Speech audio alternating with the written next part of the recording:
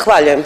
Tražim stanku u ime kluba Možemo u trajanju od 10 minuta kako bismo još jednom podcrtali da ovaj proračun nije održiv ponovno jer prihodi mu opet u 2/3 ovise o PDV-u, porezu koji upravo pogađa najviše one koji imaju najmanje, upravo kao i Plenkovićeva inflacija. Hvalite se rastom BDP-a već 19 kvartala za redom. Naše pitanje je koji je cilj tog rasta ako istovremeno imamo rast stope siromaštva?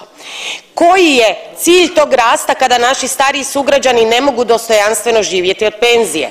Za koga točno je taj rast kada nam je zdravstvo u potpunom rasulu, HZZO kontinuirano u dugovima, Vlada povećava cijenu dopunskog osiguranja za 60%, a Plenković građanima cinično poručuje da nek si sami procijene trebaju li baš taj CT ili tu magnetsku, treba li im neka životno važna pretraga. Dok Plenkovićeva inflacija jede plaće i mirovine, ministar gospodarstva, dragi građani, vam poručuje da pretjerujete oko te inflacije.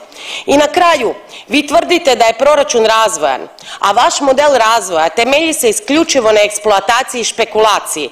Eksploataciji ljudi, prirodnih bogatstava ove zemlje i špekulaciji u nekretninskom sektoru. Sada ćete tu eksploataciju i špekulaciju Bačićevim zakonima dovesti do vrhunca. Pogodovanje kapitalu na štetu građana i prostora kao zajedničkog bogatstva ove zemlje kruna je vaših mandata, a posljednji lijes u čavao ideji reda, ideji pravednosti i javnog dobra. Puna su vam usta domoljublja, a istina je točno ono što je akademik Nikola Bašić rekao.